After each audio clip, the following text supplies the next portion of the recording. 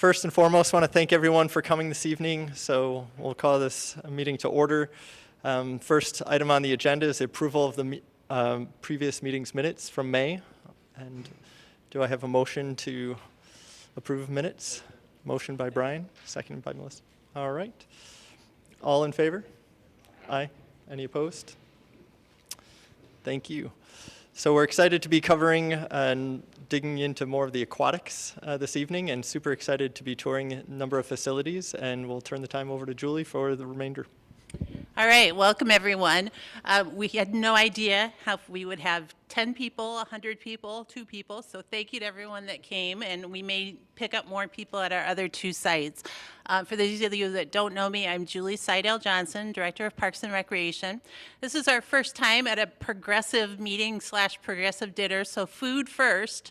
We have a vegetable tray over there. Please help yourselves, pick up some vegetables and water and whatnot. At the next place, you will get a meat and cheese tray with crackers, and the final one will be dessert, all supplied by our farmers market. So we're excited to have our farmers market vendors highlighted. What we're going to do tonight, it's an information meeting primarily for the commission. Obviously the public is invited and we're glad you're here. Those of us with black shirts on are the staff members that are around. We ask that your questions actually go on the red comment cards tonight.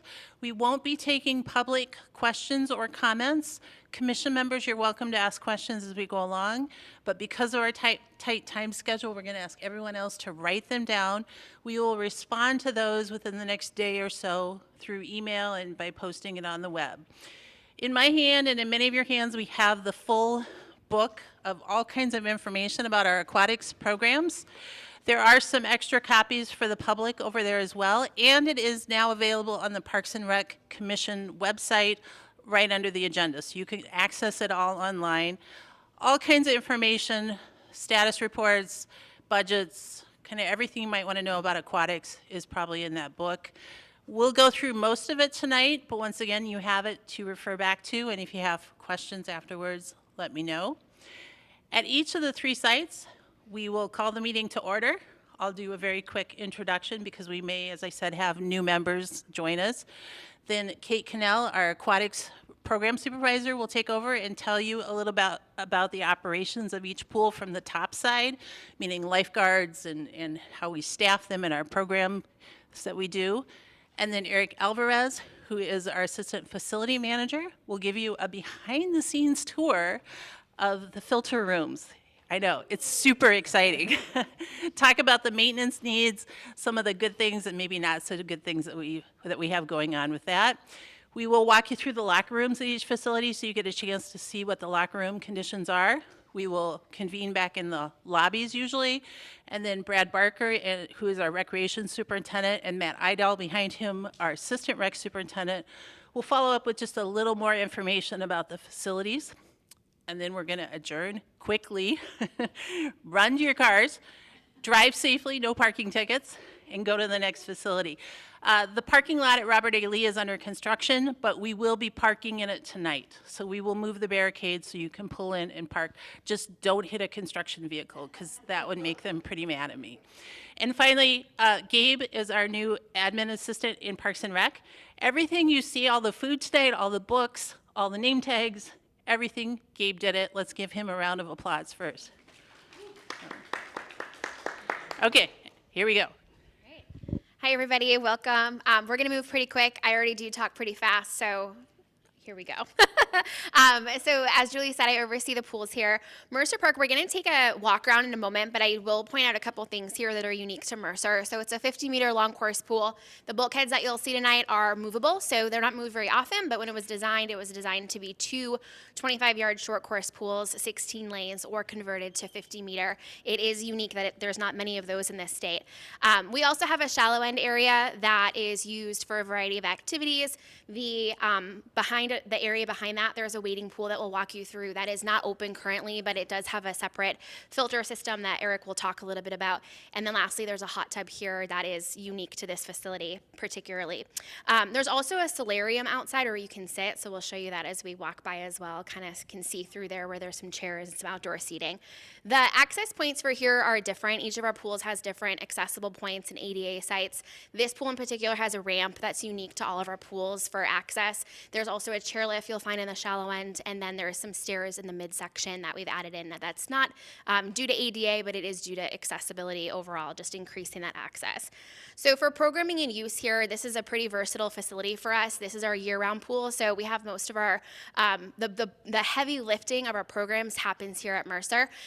We built this pool on a 28E agreement with the school district, so you'll see use here from 4 swim teams through the school district, plus the Iowa City Eels has practiced with us for over 50 years. They use long course occasionally based on the season, and then they also use the deep end each night of the week and Saturdays, so 6 days a week we have ice here in the pool as well. While that's happening, we have public lap swim in the middle section and also in the deep end depending on the time of day, and you can imagine that with the 5 swim teams, we run quite a bit of swim meets, so about 15 a year through the district, and then usually 2 to 4 large swim meets that ICE will host. That is their regional swim event, so they're bringing in folks throughout the state, but also throughout the Midwest for a lot of those. Iowa City is really proud, aquatics-wise, to be a host in the Iowa area and part of the kind of eastern side of Illinois for American Red Cross classes. So we have some of the harder to find American Red Cross classes. We're a training provider for a lot of the area's pools you'll see on the municipal side, but also private recreation. We do a lot of lifeguard training, a lot of lifeguard instructor training, water safety instructor training. So we're really proud to be able to do that and offer a lot of classes. We do at least 15 annual of those classes, which are weekend format classes that are internal, but also we're a big provider for outside folks that sign up for those as well. Mercer, like our other pools, has outreach groups that we provide to, and also a lot of family offerings. So our open swim times are congruent with our lap swim times. So when we have lap swimming here, we also have ability for people to use open swim. That's a change that we've made relatively recently to make sure that there's as much access for families as there is for fitness swimmers. We know there's a demand for both, and so that's important for us to be able to do. We have a lot of camp and group use that happens here, so a lot of our groups will go out to City Park in the summer, but we still maintain quite a bit of regular partnerships with day camps, nonprofits, lots of use once a week at least throughout the summer, and then lots of after school, post prom, that kind of stuff. So we stay pretty busy with special events. We also do some after school events, which I mentioned. Water fitness classes happen at all 3 of our locations. We offer 6 to 12 a week. That kind of waxes and wanes depending on what we get back for instructor availability. They set the tone for the days, the times, and the frequency of those. And we do special events. So we do paddle at the pool, we have the long course swim meets we mentioned, and the weekends, and we have paddleboard classes.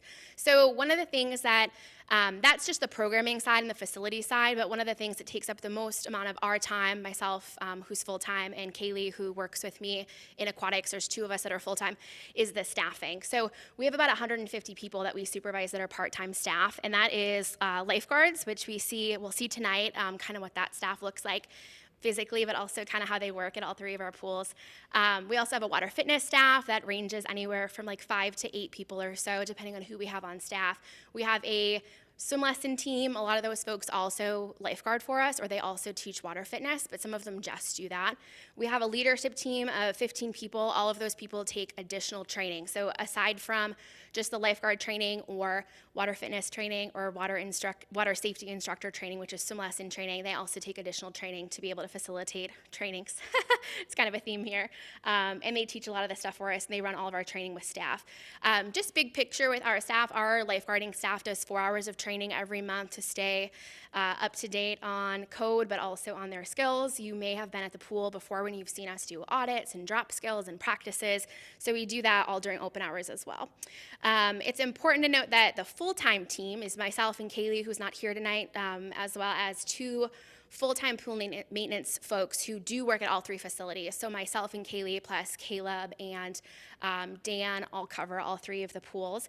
And then we also have a full-time custodial staff person who works out of this building and facilitates a lot of the cleaning that takes place. We're open from 6 to 8 almost every day of the week. So there's a lot of cleaning that has to happen while we're open to make sure everything stays looking great for our public. And then we also have contracted overnight cleaning here that happens once we close, and it's just important to note that even though part-time staff, full-time staff takes care of the building, we also do have additional help on that end. I already mentioned a little bit about in-service training, but just want to kind of emphasize overwhelmingly the amount of time that staff takes in addition to other roles. It really is a different position that requires different types of training and then upkeep. And yeah, we're really proud of our team. They do a lot over the summer, but all year round as well. So yeah, that's what I got. Thanks. Excellent overview of what we have for lifeguarding staffing here. In your books, you'll have an outline of what Kate just went through. Next thing that we'll have is the outline that Eric's going to go through, but we also have the reports provided by the consultants on our rec master plan. So you have for each pool a report from WT Consultants, which is kind of the pool guts, the pool itself, the filter room, the pumps, everything like that. And then you have one from Williams Architects, which looks at the entire building you're in and the architectural needs. In this building in particular, they were here about a year ago, and since then we've had the dehumidification project take place and a few other things. So a number of the things that they call out in those reports have actually been addressed. The bigger things are still the roof and tuck pointing. We know about those. We've known about those for a long time. In general, though, the overall facility is in pretty good shape. I mentioned that these are from walkthroughs about a year ago, and that's what they are, is a snapshot in time. When we get to Robert A. Lee, you're going to find that the WT report says the best thing in that filter room was the pump that was 2 years old. Well, guess what broke last week that closed us for the whole week? It was that nice new pump. So it's a snapshot in time. And that's what we have. So I'm going to have Eric come up. Do we want to walk around the pool deck first and then go over? So I'll let you talk as we walk. Take a walk, everyone. We'll come in through this way. So as we kind of walk through, I'll just point out a few of the extra things. I'll go behind. Oh, thank you. So as you come in, right away, we'll kind of let everybody move in through the door. And actually, why don't we go this way? We'll kind of walk and talk. Sorry, extra work for you to do that. Okay, so over here to the right is where the shallow end is. You'll see the ramp I mentioned, as well as the chairlift. These are two ADA accessibility things, but we also really want to make sure that folks can get in and out as they need, so we've added some stairs here as well. I mentioned that the bulkheads are movable, so these two bulkheads here are the ones that we were talking about, and right now the setup is the two 25-yard lanes, but it also moves over to those long course. Do you want to go this way, Eric? Or you want to go that way? Okay. Okay. I'll just come on through. There you go. I just wanted to give a little background, quick little background about myself. This is my 13th year with the city. My first 10 years were being in charge of the aquatics and building maintenance of this facility, the rec center and City Park pool. Tonight I'm just going to talk a little bit about our facility and all of our aquatic systems. Mercer is a single-story masonry structure, and it has pool, gymnasium, meeting rooms, and the natatorium. It was built in 1988 with the gym being added on in 1999. When it was built built with a 2080 agreement with the Iowa City School District, and the pool here, like Kate said, houses the City High swim teams and the Ice Swim Club. The pool holds over 480,000 gallons, and the spa over there holds a little over 1,500. We do have an outdoor wading pool, but is currently not open for the season due to not being ADA compliant, and there is no zero entry, as well as the tank is compromised and unable to sustain water. So, And really nobody used it very often. yeah. But overall, this pool area and the filter room and the mechanical system is all in very good shape. Like Julie said, we recently redid the HVAC system. And with that, we added a condensate recovery system, which will help us save annually over 1 million gallons of water a year. So that'll help with the autofill system. We won't be pulling water to fill the pool. We'll be pulling it from the condensate system. So we've also installed new LED lighting, which will help us save on energy and some substantial staff labor. So the old lighting put off a lot of heat. So with this new lighting system, the HVAC system is running a lot more efficiently now. So also we installed new chemical feeders, new autofill, And with our new disinfectant system with our UV, we're able to make it a lot safer for patrons and staff that work here now. So we can go take a look at the filter room. Be careful, there's wet parts on the deck. We don't want anyone to slip and fall.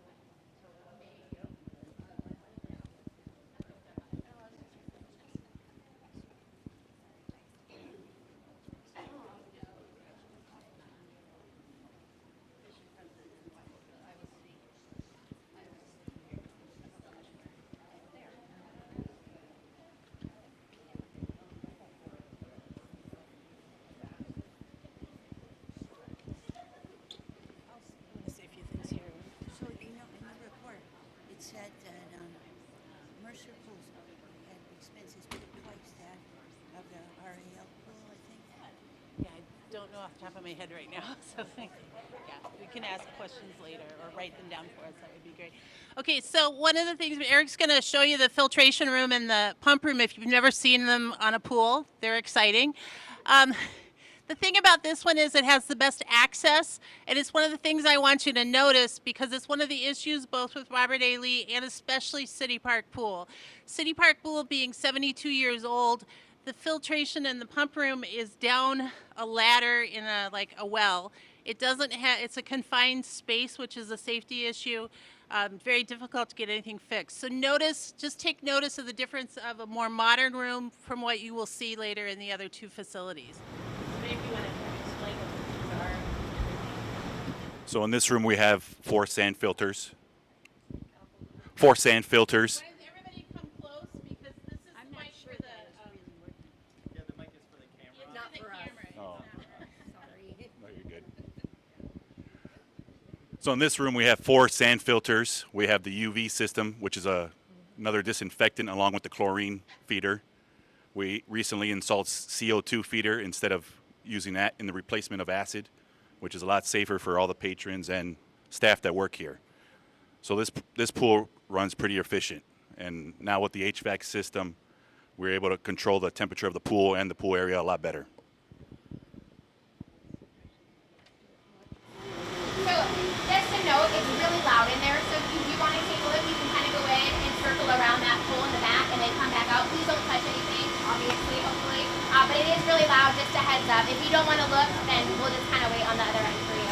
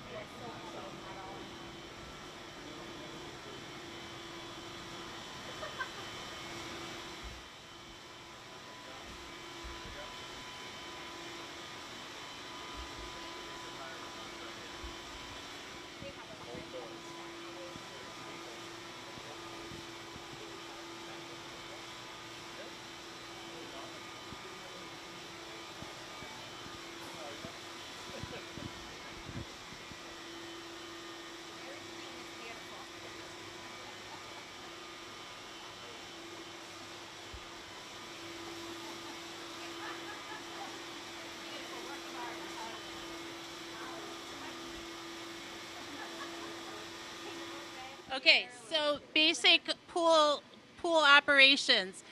The pumps circulate the pool water. We have to have a turnover once every 4 hours, I believe. I'm looking at 6. Okay, 6. I get confused between Minnesota and Iowa rules. Once every 6 hours, the water has to circulate out of the pool, go through those sand filters, which filter out the larger particles. Here it goes through this UV system, which kills more of the microbes and other nasty things in there. And then it gets chlorinated for the final step and circulates back in. The really important thing about that room, the staff cleaned it up really nicely, so we're Thank you. But you notice you can actually walk around it. It's got safety spaces. It's got all the eye wash. It's got a lot of safety things. It's efficient, but also very operationally effective. So that's a more modern room than what you're going to see at the other two facilities, which is why we want to show them all to you so you see the difference in the age of the facilities. Okay, what I'd like to do now is send you on a field trip. We're going to leave here, and we're going to have you go back and walk through the locker rooms according to which one there's a male and female. You can also look at the family locker room. Go ahead and look at the condition of these locker rooms. We'll talk to you on the other side in the lobby. So, Can I ask one question? sure. As far as lifeguards, has there been an issue still as getting staff for people to be lifeguards? And if so, how have you been dealing with that? Yeah. That's a great question. The topic across the nation is lifeguard shortages. So for us, post-COVID, things have waxed and waned. Honestly, we've had harder seasons than others. Last fall was a really challenging season for us. We made a lot of adjustments due to low staffing, which wasn't an anticipated time. We expected to have a staffing shortage, but we've kind of tracked that back to losing a couple years cycles worth of college students, honestly, that didn't come in as freshmen or didn't come in second semester, which we generally get quite a bit of second semester college student applicants more than fall because they're starting something new in the fall and then they settle in the winter. We've made some adjustments, we've made some accommodations. Right now we are in a good place, but it's seasonal. So we run we're a college town, so as that we run seasonally with the semesters, and so it changes. There's a lot of trends. We're trending. Our staff is much younger than it's ever been. Our staff is working less hours than they ever have, so we need more of them to fill these shifts. But right now we're in good shape. But also, like I said, we have advantages that neighboring places don't. We pay really competitively. We're really proud to be able to do that. We train internally. That's something we've done a long time as a best practice. We have staff that's able to run classes. That's a huge recruiting tool. Small towns, other area pools don't have people that are certified at the level that Kaylee and I are at to be able to run LGI classes to then train lifeguards. So our leadership team is at the best of the best, and that all of them are certified to certify lifeguards. That's a rarity. It's something that's really something we're proud of. So that helps us be able to recruit and retain staff, which is something that we're always mindful of. I mean, that's a huge part. I mean, Kaylee's entire job is staff management and thinking of ways to keep staff happy so that we can keep patrons safe. So yeah, thanks for asking that. It's an important question. Through the locker rooms, everyone. That's your best bet to take a quick break if you need to as you walk through there.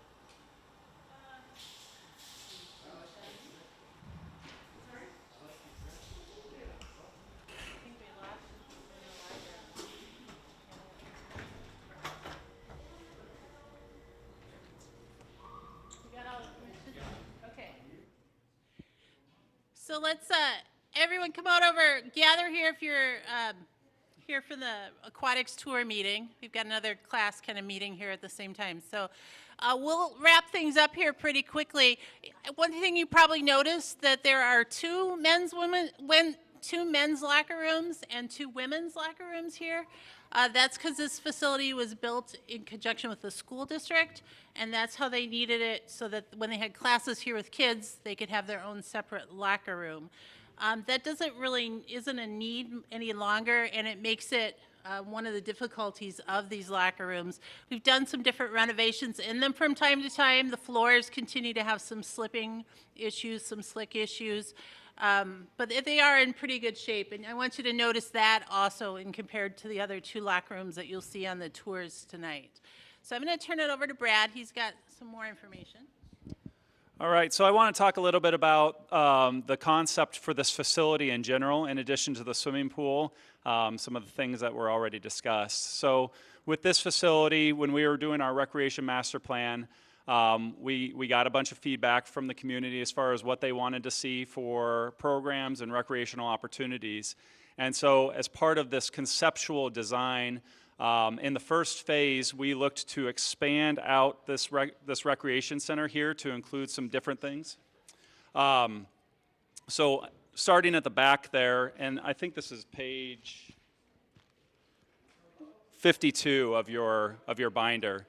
So our first concept had us expanding out this facility here, potentially adding another gymnasium and expanding the multi-purpose space that we would have over there, in addition to a teen room space as well. We'd be looking to have restrooms still over in this area, this general vicinity, but also having some restrooms that would be open on the park side so that people can use those as well.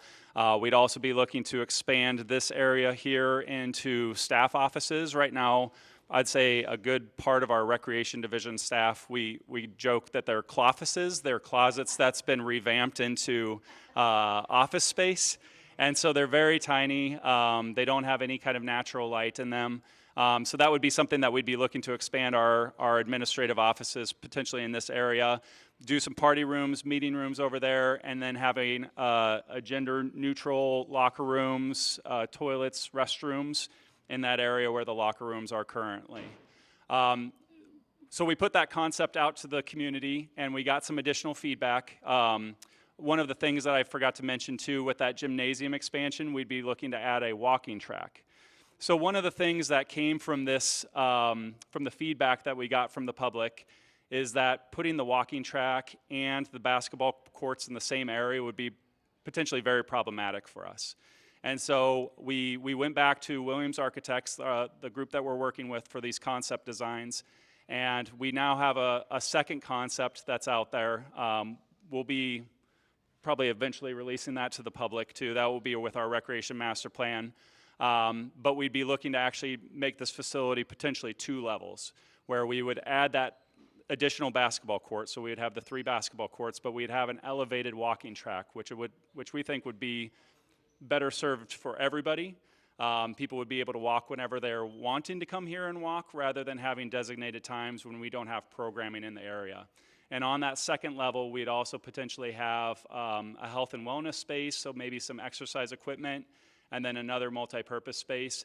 One of the things that we found with our recreation centers, during the day, we do have additional space for programming, but at night, we find that all of our rooms are constantly booked, and so this would give us additional space to be able to do more programming to meet the needs of the community.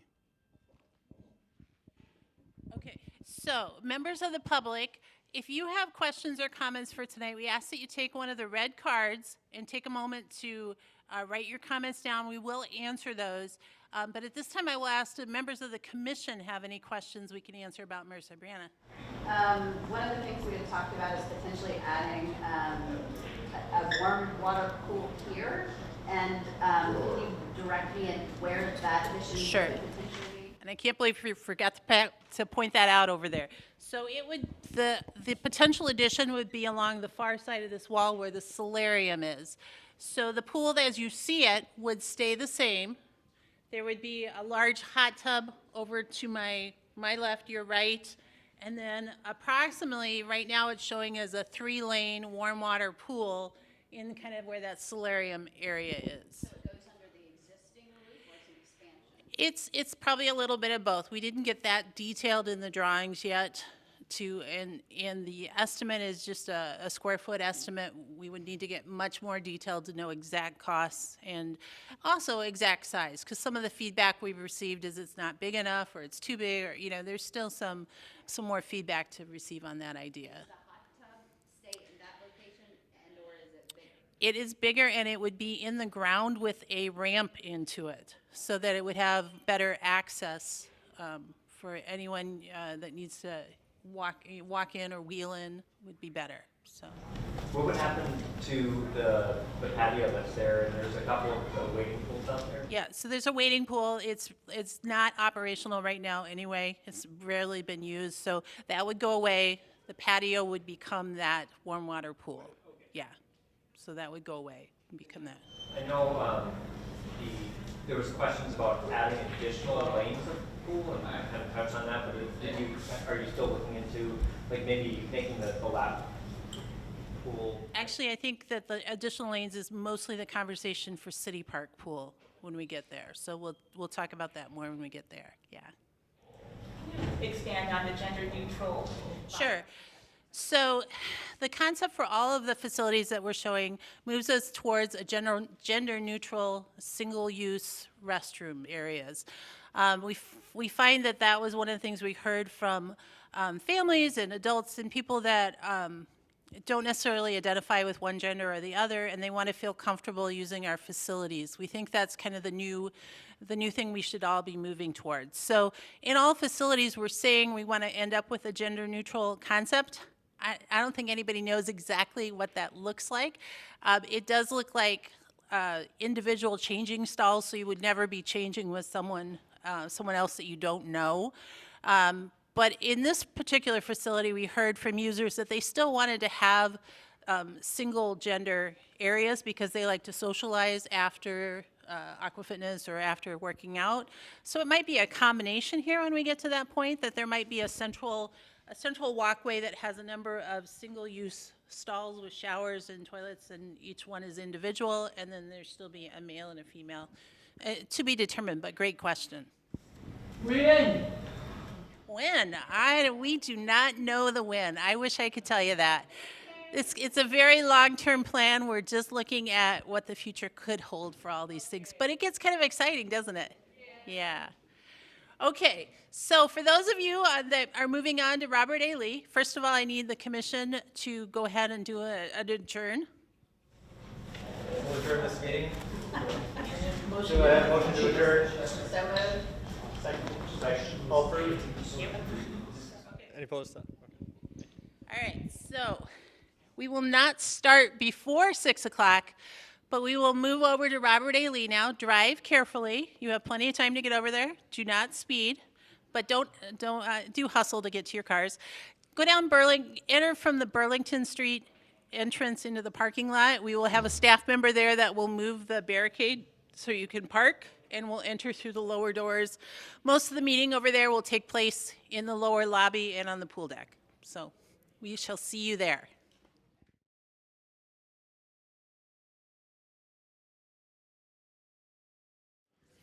Good evening again. My name is Alex Hackman. So I'd like to welcome everybody to the second stage of our commission meeting tonight. So first, I'd like to start off with a call to order. So go ahead. Matt, do you have the mic with you? Can you guys hear me back there? We're fine? Or should I? You're okay? Okay, so I will just keep talking loud. If you can't hear, please scoot up. We decided to meet out here instead of on the pool deck just so you could hear a little bit better, hopefully, and because it's really humid out on the pool deck. So welcome to Robert A. Lee, our second meeting of the night. Appreciate you all being here. I'm Julie Seidel-Johnson, Director of Parks and Recreation. We honestly didn't know what to expect tonight, whether we would have 3 people or 5 people or 50 people. So thank you to the public that's interested and that's here. And for commission members, thanks for sticking with us. Everybody made it safely. And did you see the police chase on the way over? Yeah, so we even got some entertainment on the way over, so that was good. I think we're good, but keep it close. So in case when we get on the pool deck. So Robert A. Lee has been been the pool that has had the most public interest, I think, during this process. So I'm going to go through a couple things before I turn it over to Kate. Now that we've learned that we have a little more time, I don't have to quite run you as fast, but a lot of public interest in this pool. Since we've announced that potentially the plan would say that maybe that eventually it could be closed. And that's been based on use numbers and the condition of the pool and the cost estimates for what it would take to repair that. We still stand by all of those numbers, but I got to tell you, as a Parks and Rec director, it's been pretty exciting the last couple of weeks hearing people talk about how much they love to swim here, and I would love nothing better if our attendance numbers really rose. We haven't seen that in the last month, but I mean, that could be a real outcome of this whole conversation, is that we get a big crowd back here at Robert A. Lee again. What we have so far, we've based on our attendance numbers to date. Couple other things that have been talking points here. I hate to bring it up again, but this whole bomb shelter thing seems to still be an issue. People want to know the real story. What is it? Why? It's in the actual report from WT Consultants. They mention it. And we know that members of the public have done research with the State Historical Society and the original architect and said, no, actually it wasn't built as a bomb shelter. I got to tell you, that was news to the staff here because we'd always been told it was with the signs for the being a fallout shelter. So may not have been actually built that way. What we do know and what brought it about and why it's important to our cost estimates and future of the building is that we know that we have extra thick and reinforced concrete. We've run into that with every renovation project here. So whether it was for a bomb shelter or because they built it to be a 100-year building or it had poor soils underneath it, whatever the reason, we know that renovations are extremely more expensive here than in a typical building just because of the type of concrete that we're standing on this entire lower level. So just to be clear, bomb shelter or not, we still have extra thick concrete that provides an extra obstacle with any time we change plumbing or anything in the floors. Secondly, this pool's been closed the last week. I mentioned this when we were over at Mercer. As we were doing this process the last couple months, I said to the staff, God, I hope we don't have to close for any reason because it just, we were worried about the public perception. It happened. The pump that we have, which in your report was listed as one of the best things in this building, failed. And we think it was a newer pump, only a couple years old. But because if you've read the rest of the report, it talks about the way the pipes are disintegrating. And we think that that's what's been pulling through that pump, and it's having to work harder than a typical pump would have to work. So it shortened the lifespan on it. It bent the impeller. So first of all, we had a hard time getting a new impeller. We got that. We thought, oh, we're in the clear. We can open. No. And then there was a bearing, and the motor was bad, so we had to send it out. The good news is we're back up and running first thing tomorrow morning. But that's the thing about this pool. It's any of the three pools. When we break down, we don't always know if it's going to be a one-day thing or it's going to be a 2-week thing or a 3-month thing. And in this pool, we tend to run into things that take longer. It's just due to the age of the pool. So those are just a couple notes as we go into this. We're going to go through the same process and have Kate talk about the operations. We're going to have Eric talk about the maintenance and the mechanical parts, and then we'll end with a few other comments at the end. So.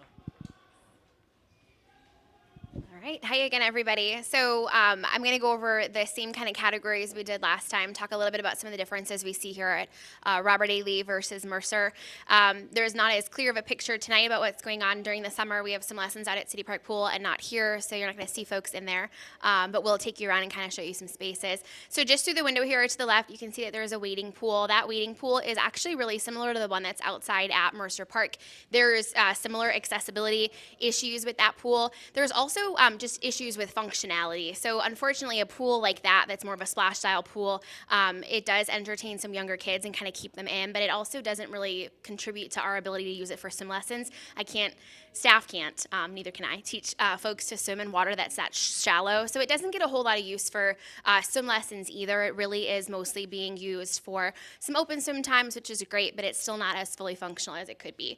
You'll also see to the right of that, there's a glass enclosure, and Eric might touch on this as well. But when this pool was built, it was built by previous standards, and you would never see glass, tempered or otherwise, in a pool now. That glass does cause us some issues as far as making sure that it's clear so staff can see on the other side, and just some additional costs that wouldn't exist if it was a more modern design. And then on the right-hand side are some stairs. Those are accessibility stairs. You'll also see the chairlift that's in there when we walk around, but there is an absence of a ramp, which those stairs are a great upgrade from the stairs that we have that are metal stairs in the actual pool, but they're still not as versatile as a ramp would be for a variety of reasons and just a variety of users. The other thing that you'll see to the left towards the back is the diving well. There isn't a diving board here like there is at Mercer and City Park Pool, but we did add that rock wall in probably 7 or so years ago now. The idea at that time was to have a small investment into a piece that would hopefully diversify the folks coming to the pool and try to engage more families and have more open swim attendance. And unfortunately, that rock wall is pretty unused. Kind of just hangs out back there. It is used, that diving well is used by water fitness swimmers, and we do have some kids that go off that occasionally, but overwhelmingly the diving well is used by folks who are participating in water fitness classes or water fitness on their own that they come with themselves or small groups. So Robert A. Lee, I was telling Brad before we started, there's been a lot of different kind of iterations of how we've tried to program. In the most recent past, we've taken conscientious steps here at RAL to program it intentionally towards things that Mercer is often can accommodate, but in a smaller capacity, or so much is happening at Mercer with fitness swimming and lap swimming and classes and swim teams that it makes sense to try to push people towards this facility, which is why we increase the temperature here to kind of problem solve for the complaints we get about swim lesson water being so cold at Mercer.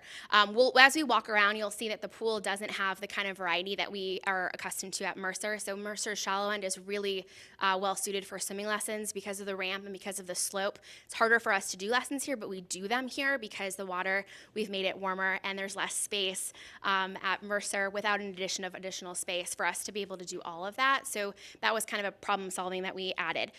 We run swimming lessons here in the indoor season during the week, so Monday through Thursday nights. The majority of those lessons are offered to the public. We do offer them open first to people who qualify for our low-income subsidy through Rec Assist. We also do after-school swim lessons with community partners. So we work with, right now, neighborhood centers of Johnson County. We offer them lessons Monday through Thursday after school as well, which we're really proud to be able to do.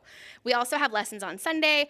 We offer group lessons, private lessons. We have a staff of 10 to 25, depending on the season, that teach lessons for us. And like I said earlier, many of them do other aquatics jobs for us. A lot of our staff are versed in different roles with us, but we do have a lesson coordinator team that oversees them. We offer some low-cost times here, and that's designed to bring folks in for a lower cost. So on Friday and Sunday nights during the indoor season, we have $2 swim, which again is designed to be more of an outreach offering that allows folks to come in and use the facility that might have other financial barriers. We do Saturday midday rentals.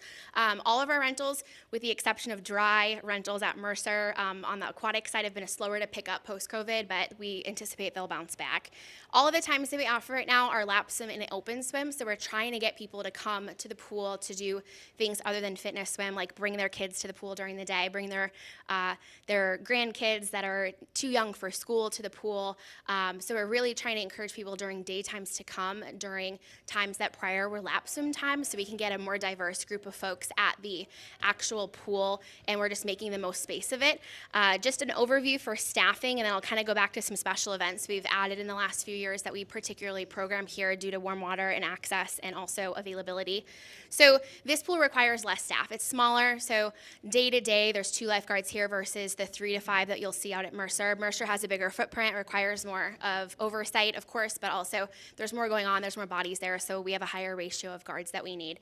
I didn't mention this at Mercer, but our morning shifts and our night shifts, we have a head guard that's on duty out at City Park Pool. I'll mention that we have them there as well, but we also have another position there.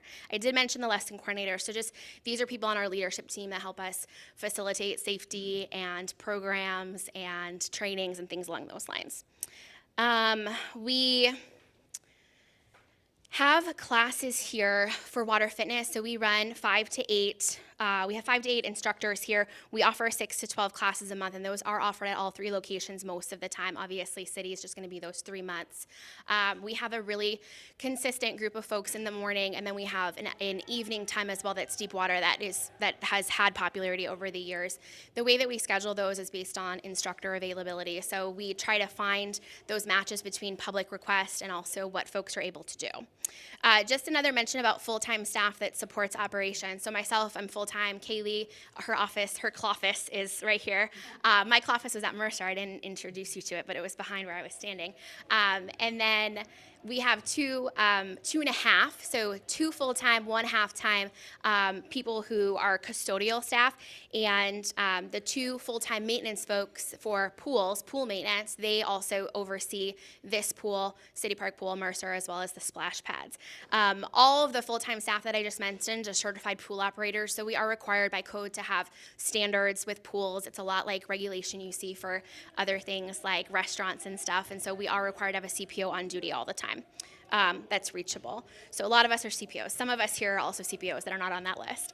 And then lastly, I just want to mention some of the events. So we've done a lot of addition of events to try to engage folks to come to the pool that may not have a consistent regular relationship with the pool, that might not be regular recreational swimmers, but might come in for special events. We tend to have kind of content buckets of people. We have swim lesson families, and we have adults who are lap swimmers or are using the water for therapeutic reasons. So we've added in a lot of events. We do some swim introduction nights, teen nights, she swims too, which is when we put scaffolding up and allow folks to swim that only swim with other females, junior lifeguarding, and also Iowa City Lifeguard Night, which you'll get a look at tonight at City, are attempts at us at being more mindful about engaging younger kids in the job of being a lifeguard to help us in future recruiting, but also to help elevate them as the first responders that they are. Sensory swims with the Iowa City Autism Group. We do splish splash story time with our partners over at the library.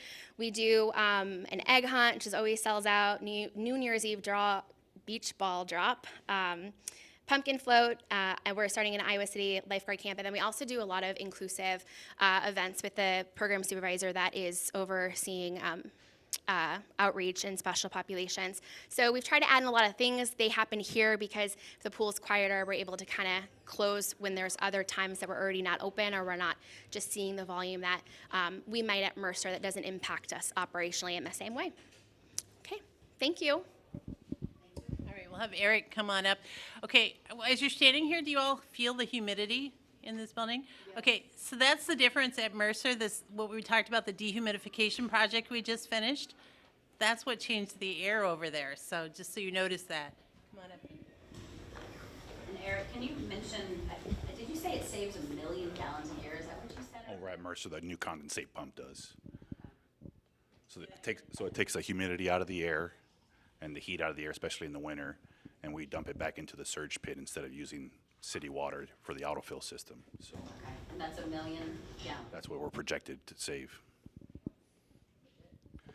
So hello again. I'm going to talk a little bit about the pool system here in the facility. This facility was built in 1964, and the current pool capacity is 145,000 gallons. Kate touched a little bit on about the wading pool. The wading pool is currently not under code. It does not have its own filtration / circulation system. It should have its own system, its own controller. So currently we are not in code for that pool. The glass barrier is very labor cost intensive to take care of, so that is also another issue. Julie also touched about the pool piping. The integrity of the pool piping, the cast iron pipes underneath the pool are degrading. We had a couple valves go bad, I think 2 years ago, and we had to send cameras down there to see exactly what was going on, and you can see all the rust and the pipe was degrading. Therefore, getting to our strainer, we have an older strainer system on this pump, and it doesn't catch everything it needs to catch, therefore it's chewing up motors and impellers. The new pumps don't go well with our current strainer system on this pool. So another issue we face here is the surge tank is not in very good condition. The walls are spalding, and we're losing a lot of the integrity of that tank where all the water gets filtered through. So also the pool filters have outlived their lifespan. They need to be replaced soon. We currently have 2 sand filters here. We have 4 at Mercer. This pool is not as big, like I said, so we could get away with just 1 new filter, but currently we have 2 at this time. There's not much space for a brand new big filter, and we'll see that as we walk through the space. As you walk through there, watch your head. It's a low confined space in there, so don't try to stand up tall. Other thing, all these things we need to do in order to sustain it be open. The pool piping is a major issue. It's eating up all our filters and our pumps, and we have to run more chemicals and more water through the system because of this issue. So. And the cement makes it difficult to pipe. Yeah. So, and I think one of the questions we've heard throughout the comments from the public is why did you let it get to this state? How did it get this bad? And the answer is, really, we've been doing renovations as we've gone. In the last 6 or 7 years since I've been here, we have greatly renovated different parts of this building, but there's a fairly hefty price tag with each even small project. So as he talks about the pipes going bad, the biggest issue with that, it's not like doing plumbing under your sink at home. Those pipes are down in the concrete. And as we talk about how difficult it is to break into the concrete, when we bring in people to give us estimates, they kind of shake their head and go, I have no idea, because of the conditions here, because of the type of the building. So we also do have some funding coming up in the CIP that could be used for the filtration system and some of these things. And that's part of what we want to get out of this plan, is to determine how much to invest in it now, how much to plan for in the future, or do we plan for a different facility? That's kind of the larger question there. As Eric just said, we have 2 filters here, a pretty confined space, and a building that's not really able to be expanded to increase that filter room space. So some of the issues we have are just based on the size and the older design of the pool. It'll be the same story at City Park Pool, which is why also there we're saying a new filter house, a new bathhouse. They were great when they were designed, 60 years ago, 70 years ago, but technology and everything else has changed. Pool code has changed. The way we operate and safety conditions have changed too. So some of the older facilities, it's getting harder and harder to retrofit those. So we'll go ahead and take a walk around the pool. Maybe Kate talk a bit more about the things on the deck. We'll get you through the locker rooms, and then we'll go through the filter room back there. Does the commission have any questions before we go through that? I was wondering what the price tag on saving $1 million or 1 million gallons of water is. Ooh, that's a good question. We will find out. Yeah, the question is, how much is saving $1 million in water? It's huge to our climate action goals.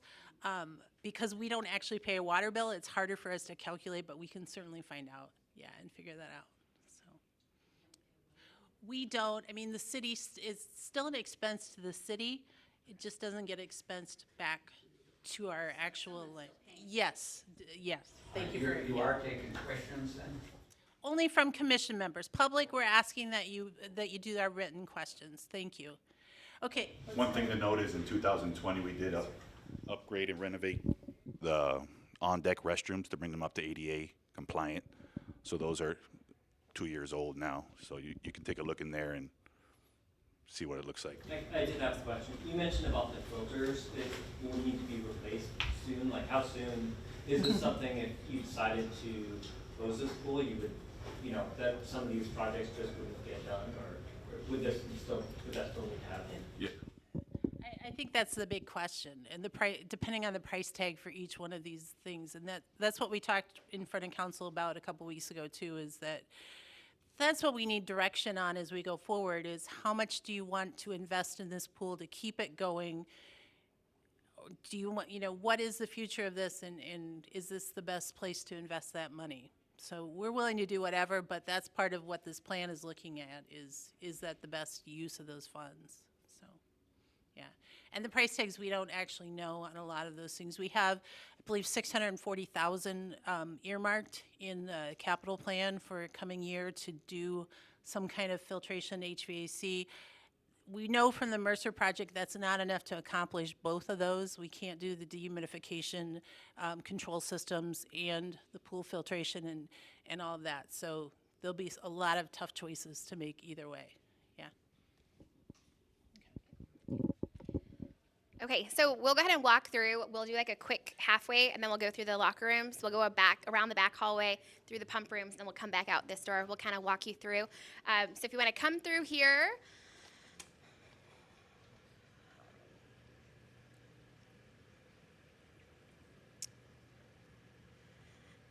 Oh, so no one's here because y'all just brought it back Right. online. We're also closed at night during the summer because we have lessons, and we're open at City Park, so we reallocate staff to Mercer and City. Yeah.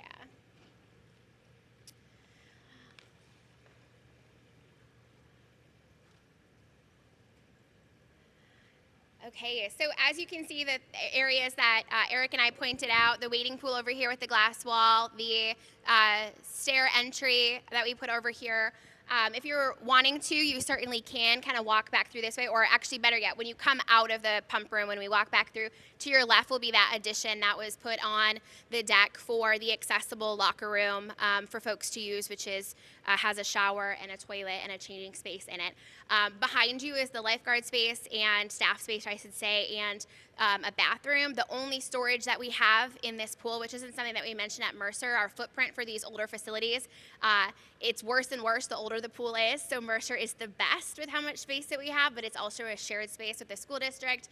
This is medium, and then City is by far and away the least amount of storage, the least amount of space operationally for the things that you see and the staff that are working, up to 15 people at a shift here for lessons and over at City during some of those shifts as well. So there's two options here for the bathroom. If you don't want either of these options, you're also welcome to kind of go back out and meet us back around the hallway. We'll send you through there, and then we'll take a left to the pump room, and then someone will meet you on the other side. The door will be open. A pump room, again, please don't touch anything. It's a lot smaller. It's a lot tighter. You'll notice that as you walk through. There is a railing for your safety that you can kind of use as you go through, and we'll meet you back on the other side.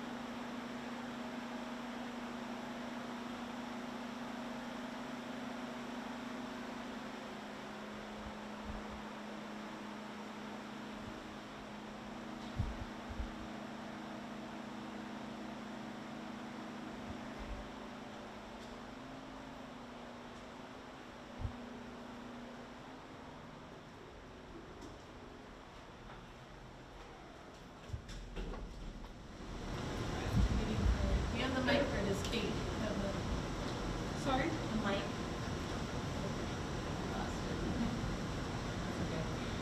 Who had it? Kate has it. I don't know where she went. I'll go back to the pool then.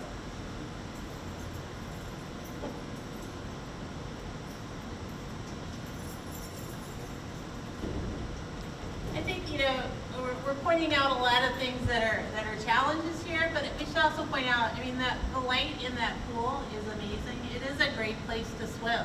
I don't disagree with that at all. I've been a regular lap swimmer at lunchtime for a long time, and it is a nice place to swim. I don't want to forget that part of the equation. The locker rooms, we get a fair number of complaints about the conditions of the locker rooms. We paint them regularly. We're trying. It's just they are of a certain age. It's not. Would the locker rooms get renovated as part of the project? So the budget numbers that we had talked about before, the 4.5, I don't believe that included the locker rooms. That was just the pool guts and that kind of thing. So that would be a separate consideration we'd have to think about. I'd have to double check the report, but they would need to, we would also want to renovate those towards more of a gender neutral lineup. We had some plans for that at one time. The price was pretty astronomical. And I held off. Yeah. Are there like best practices in place now that weren't maybe in the past to like have a pool this old be not such a Sure. price tag? Or- Yeah, so that's a great question. The question is, are there best practices now that would make, I think that materials are lasting longer. Okay, so I'm answering the question about, are there practices now that would prolong the life of a pool? We're talking about two very old pools and the condition. The dehumidification that you're noticing the difference between Mercer and here is a huge component that we're getting better at managing the air control and the humidity and some of those kind of things. The type of piping is a consideration.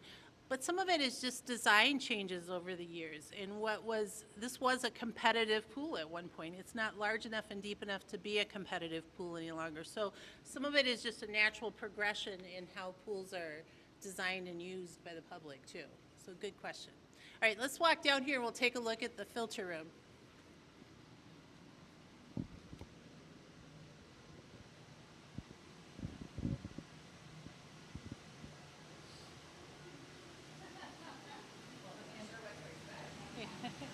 It's pretty clean too right now, so that's good.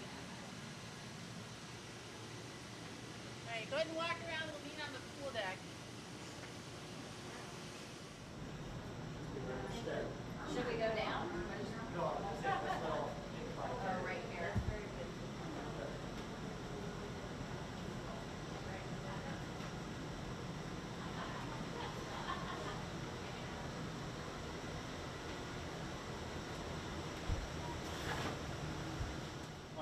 There's about an inch insert to it.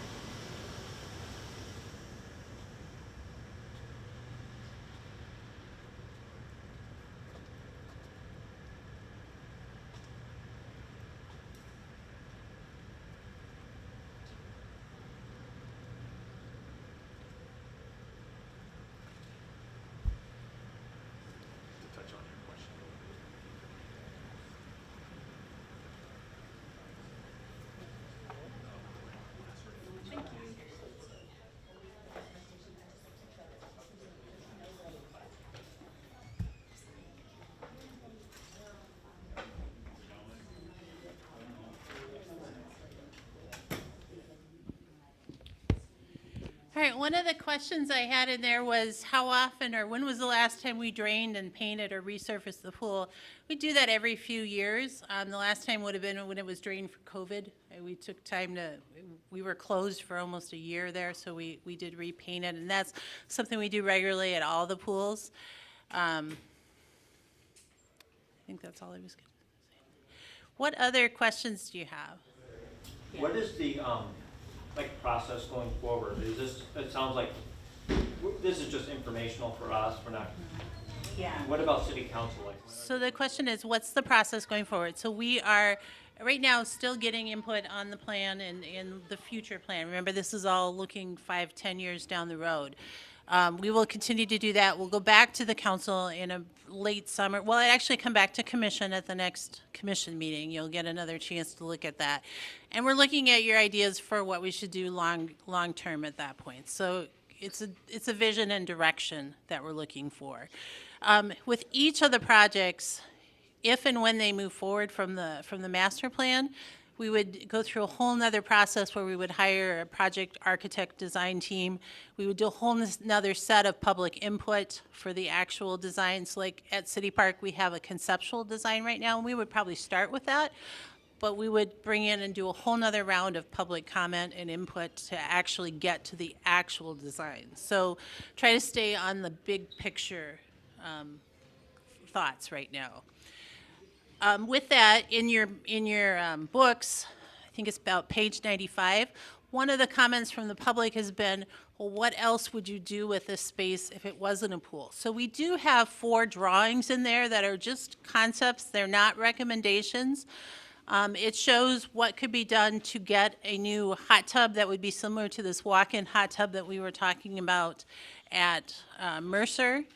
It shows that 3 pickleball courts would fit, or 1 gym space, or there's an idea in there of some possible bocce courts, climbing wall, and some other things. Those are just ideas because the public has been so interested in knowing, well, what else could it be? And I think that's the other important thing to remember, that this is a recreation facilities and program master plan, not just an aquatics program plan. So although we are excited to have so much input and hear about aquatics, realize that we were also asking the public who don't swim, who haven't been using our facilities, what would make our facilities a better recreation facility for you overall. So it's just presented with a lot of options, and Commission will get a chance to talk about that again next month. have you looked at or considered, like, let's say you kept it as a pool, but like re-envisioning what the pool looked like? Like, I mean, is there room to kind of expand it, maybe have like, I mean, take up some space in the parking lot or over there and have like an outdoor port? Like somehow, like what it would take to sort of make it usable for the long term as a pool? Sure. So that's one of the drawings, shows about a different layout of what could happen with the pool. The biggest issue with that is the filter room you just walk through. It's only so big, and that's one of our bigger space constraints that we need to figure out. Anything's possible for the right amount of money. So I think that, that'll be, depending on what the public really wants to invest in, that's how we could look at that. Yeah. Can you speak to the usage numbers? I know you've sent out the numbers, but Yeah. like pre-COVID, post-COVID, and what are the expectations? So she asked if I could speak to some of the use numbers, and I may have Brad or Matt talk a little bit more about those too. You do have more reports in there. You have the lap swim counts from the past 2 months. And those were taken off of snaps off of our security camera because we had people saying that we weren't checking everyone in, so we didn't have accurate counts. So that's why we have counts where we actually counted the number of bodies in the water swimming at each of those time frames. You also have more historical counts that show indeed there was higher use back before COVID. It really varies depending on what other swimming pools are open. Right now, for instance, Coralville's indoor pool is closed for the summer, so we know we have some of the Coralville swimmers coming here too. But you have all that.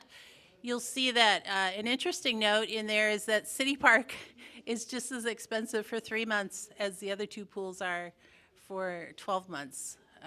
So it's interesting comment on that. Yeah. Do the pool numbers that you've been sending out, do they include like group exercise, aqua size? They don't, because the group fitness has their own enrollment, so you got a report that had the group fitness enrollments on it. And the reason we started counting lap swimmers is because that's what was brought forth at your meeting. People were asking us or challenging us about how many people were actually using lap swim. As you remember, we were hearing, 12 or 15 people swimming. We just haven't seen that. We are seeing it at City Park. So City Park lap swim, whew, that is strong. But we really haven't seen that use pick up here. So, yeah.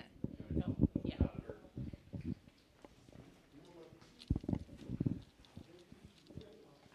Sorry, I was supposed to talk at City Park Pool, but I guess I get to do it now. My name is Matt Idle, been with the city for 22 years. I am based over at the Mercer Park Aquatic Center, and right now I'm one of the staff in charge of the customer service. So Julie asked me to bring up numbers for all three facilities. So if you have your little guides, it's on page 144 through 146. And what I did is I broke it down by month. We did year 2018, 2019. I combined 2020 and 21 because we closed in March of 20. So I went January, February, March of 2020, and then I did April through December of 2021. You can kind of see if you do have that, what we did is the first line, the green one, is unique pass holders. So that just counted an individual one time in the month. So if an individual would come in 5 times or every day of the week, it would only count them one time for the month. So that's what the green is. The blue would be total pass scans. So every time somebody comes in and scans or pass, that would count as one. The brown is daily fee. And then at Robert A. Lee, we actually broke it down between like the regular fee, which is the daily admission, and then like the Twilight and Family swims. So we broke it out that way. So, yeah. And you can slice and dice the numbers a lot of different ways. We want to give you a chance to look at those before the August meeting. And we want to see what happens. Does it rebound now as we come further out of COVID? It kind of looks like that at City Park, that we're seeing pretty strong use this summer, which we haven't really seen here. But we're willing, as we said, this is kind of long-term, so you'll probably have another year or two of data before we would be making any kind of final decision. So, Kate had mentioned several special programs that go on here. If this were to close, would there be capacity to do those at other locations? Would they still be carried on, like the $1 family and even? yeah, probably. I mean, So if this closes, then the alternative is that we have more warm water access at Mercer. And so that means that the traditional complaints that we've had, and I haven't mentioned, but this is my 11th summer here. So the historical data that I've had for feedback about lessons is water is too cold at Mercer. And if you've had kids, a lot of you have, that have taken lessons at Mercer, or if you've gone there yourself, it's kept at a competitive range. So we'd have warm water there to program. The goal of an aquatics, supervisor is to program the pools within an inch of their life, right? Like busy pools are a good thing, and we're utilizing our resources the best that we can. So all of these things are valuable. That's why we keep doing them. So we'd find other ways to do them, and we've been doing that over the years. Is like try to figure out. It used to be there, now it's here, and there's actually a bigger footprint at Mercer to do a lot more people at a pumpkin patch, for example. But we want to try to make most of the use that we can here. So yeah. A lot of the events have been developed in the last couple of years just to try to get more bodies in this pool to use. So that's been part of the marketing of the pool. But good questions. What other questions? I would just like to say thank you for the data that you've broken out.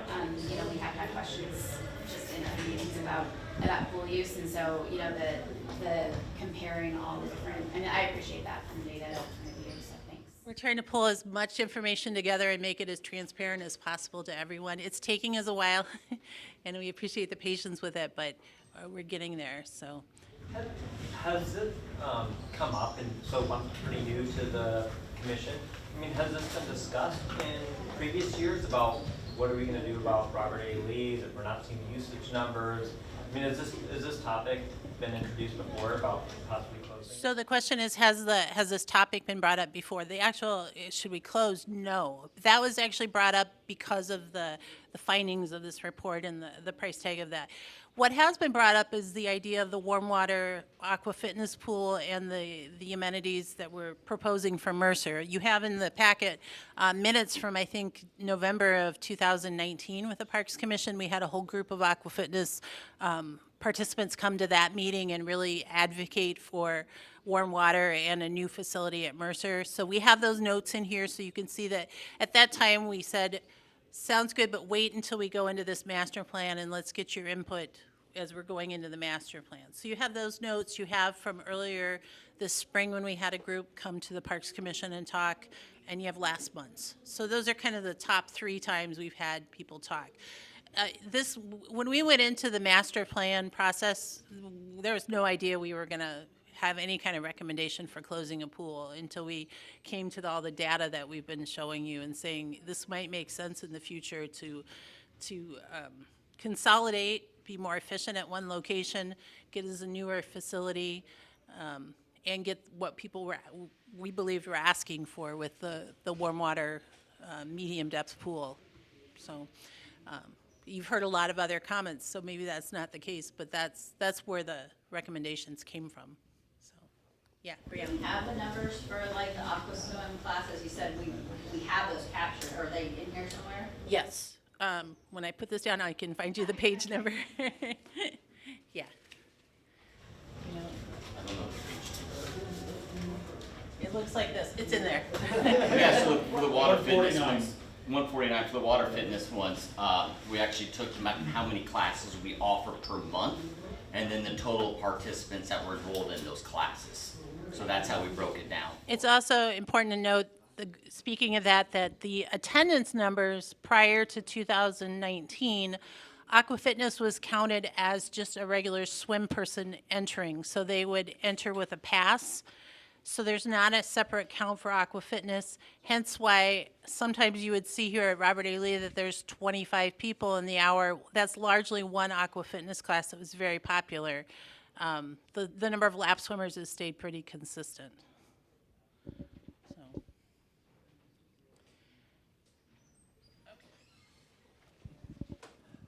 Do we have a motion to adjourn this session? Okay. All in favor? Any opposed? All right, so now drive carefully. We'll meet you at City Park, find parking, and we will meet right out front of the pool. Don't go into the pool until we're all there. Okay? Thanks, everyone.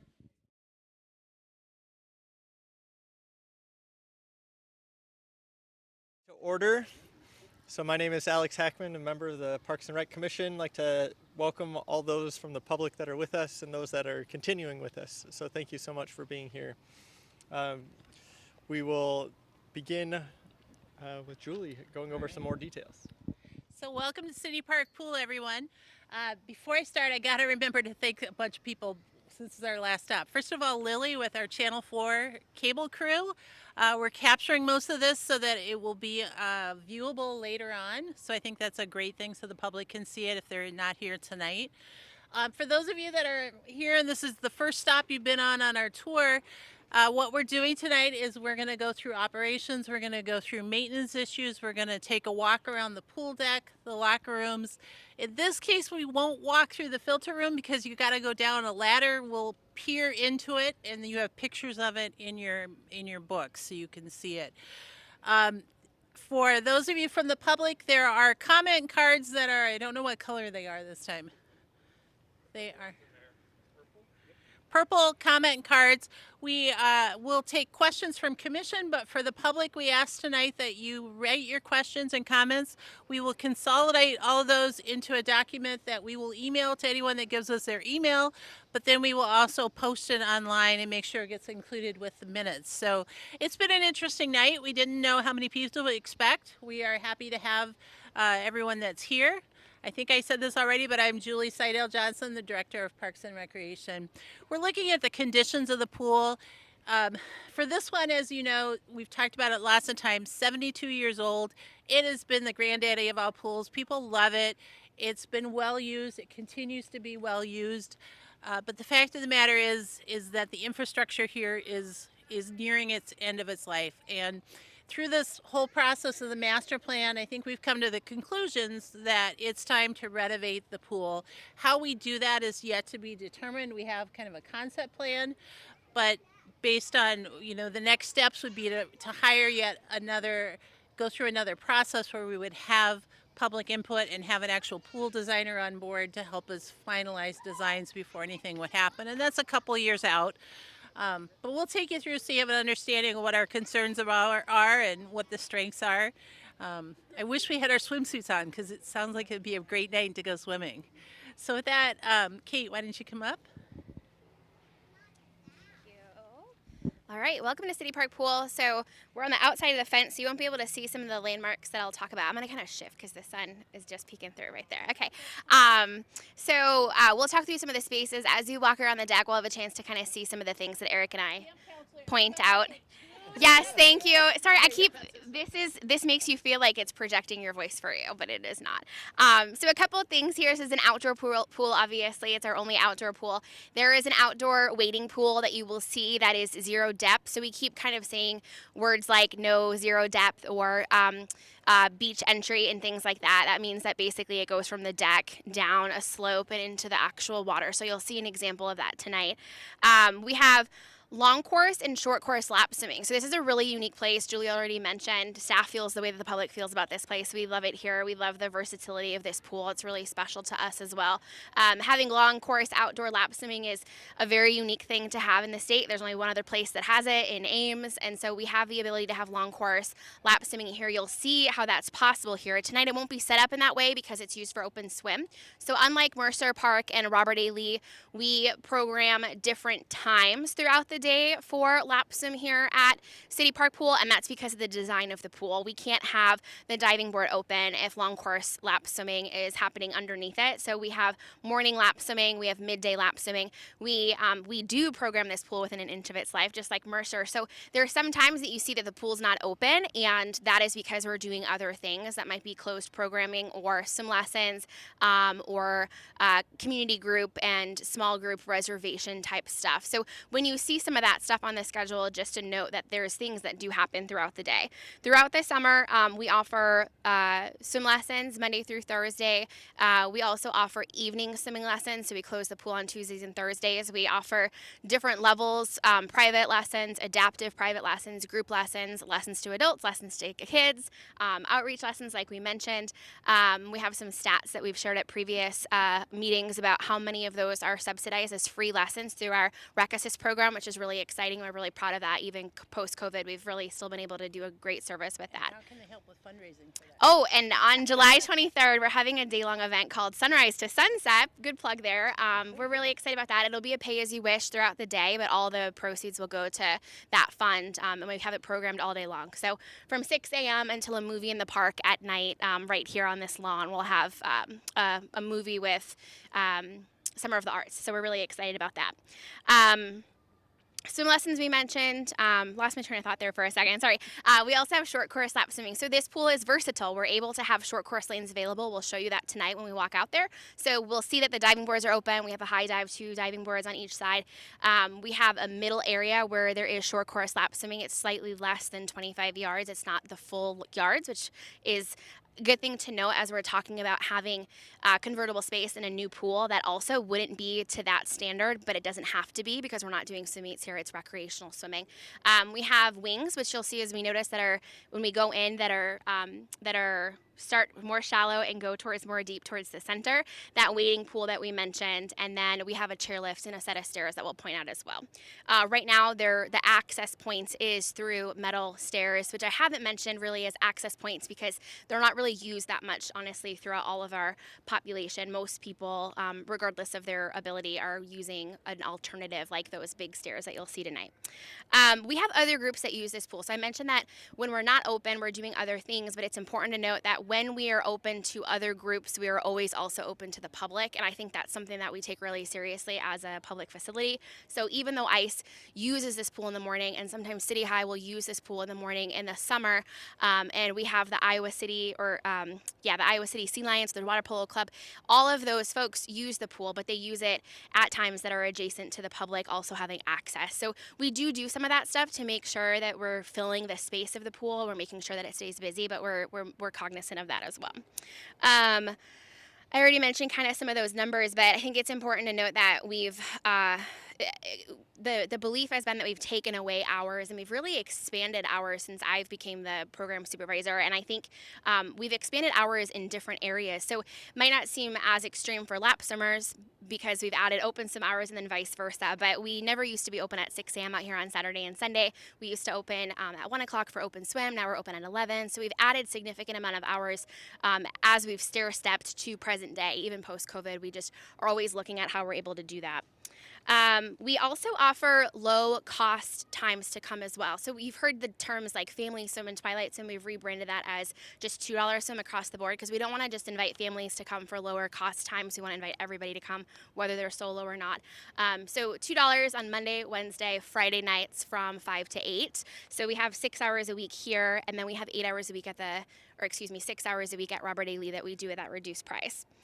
Saturday and Sundays, we have some evening rentals. This was a result of low attendance numbers at the very tail end of the weekend and what was kind of going on at night. And that was an opportunity for us to provide some of those evening rentals. And just also, when that change came up, people thought that, again, that was kind of like privatized, but most of those rentals that first year that we did were actually like a back to school night, or the Iowa City Autism Group does one a month, so they take 3 of those nights. So we really are finding some more equitable ways to use those times instead of just having that be a cost recovery approach.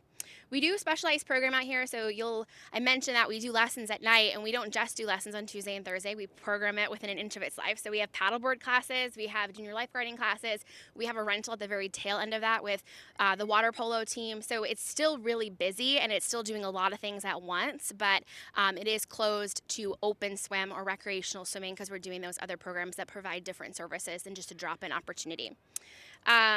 We also do special events out here. So swim introduction we do it 4 times a summer. We did it last year and we'll do it again this year, which is a free night. We get people to come to the pool and try out different things. It's really important for us to be able to educate the public on how to recreationally swim instead of just assuming that people know how to do that. So those events allow us to do that. They allow us to introduce people that may have never grown up coming to a pool or taking lessons. And so that's really been a fun thing for us. Some of these things are repeats you've heard before, but Splish Splash Story Time at the library, sensory swim, teen nights. We do a dog swim, always a big hit. 4th of July, we do an event here, Pride at the Pool. We're really proud of. Actually won a national award for that event for Aquatics, which is fun. Swim and Sounds is part of Water Wednesdays. So tonight when we walk around, you'll notice that we look pretty busy for us for a Wednesday night, which is good. It's a beautiful night. But every Wednesday, kind of like rec and roll and parties in the park, we have programming that is pretty passive in nature. So we have 3 different nights that are Swim and Sounds. The admission price is still $2, but those nights we have a live band. Tonight is ICLG night, so there's different stations around the pool with educational stuff about water safety, different parts of being a lifeguard, and then there's also like some goodies and educational stuff in there as well, and some marketing about how to apply to be a lifeguard at the end. So the big elephant in the room with a pool this size is the staff, how much staff it takes to just cover a footprint of this big. So the overall, like a day-to-day during open swim and special events, we have anywhere from 8 to 15 lifeguards. The 4th of July, we had 20 lifeguards scheduled, which was a good problem to have, except we had more guards than people because it was not the best 4th of July when we were open. But the bigger the event, the more special the event, more staff will bring in. But on a baseline open swim, we have 8 to 12 lifeguards. We have 1 to 3 customer service attendants. So you'll see when we go in, we have our own separate admissions team. This is a change we've had over the last since 2019, having a separate staff. Lifeguards used to also run the cash register, which you can imagine is a lot for a 16-year-old. Yeah, for sure. And it was just not also more problems than already happen with cash handling and things like that. So we're excited to expand our employee pool with also folks who might be non-swimmers or just might need a different type of first job with us, which is really great. Sunrise to Sunset, we already got a plug in for that. We're really excited about that. That was a pre-COVID pipe dream, and now it's coming true. with our leadership team, you'll see some folks here tonight. So you'll see Kaylee, this person that I've been mentioning is the recreation assistant. She's running around tonight for the event. You'll see some lesson coordinators helping out. You'll see a pool coordinator who helps us run the pool when we're open for open swim. And then we also have a head guard on duty during open swim, and head guards are on duty when we are open for just lap swim in the morning. I think that, and then lesson staff. So we have 6 to 12 lesson instructors and a lesson coordinator, plus any additional instructors for specialized programs. So, and there's all subsequent kind of training and preparation for these things. So there's a separate training to be able to teach a junior lifeguarding class and things like that. At a baseline for midday and morning lap swim, we require 3 lifeguards out here. So just kind of a comparison again, 2 at RAL, 3 minimum for lap swim or like mornings out at Mercer, and then 3 here as well for lifeguarding. When we walk through, we'll kind of show you some of these spaces and what they look like. You'll notice that, I hope that you notice that we've done a lot of things in the last few years. We've been grateful to be able to get enough money to do things that help make it as vibrant as it can be, but there's just things that are, it's old, and there's just things that you'll see kind of as we walk around. So if we wanted to walk through, We'll have Eric talk out. yeah, here too before we okay. do that. But first of all, let's give Kate a hand, because you've been hearing about all her programming all night, and wow, I know about it, and I'm still amazed standing by you. So thank you so much. She's really come a long way with making sure we get the most out of our facilities, and I very much appreciate it. One thing I want to mention: we've talked at each pool about having chair lifts to get into the pool. And the new designs that we've been showing show ramps and more stairs that are different ways instead of having the chairlift. If you've never ridden a chairlift into a pool, first of all, it's no fun. It is a way to give access into the pool. It's not the most graceful way. Yes, I like that word. Graceful way. The other issue we've been having with our chairlifts is they go to 300 pounds. At the highest, they have a weight limit of 300 pounds.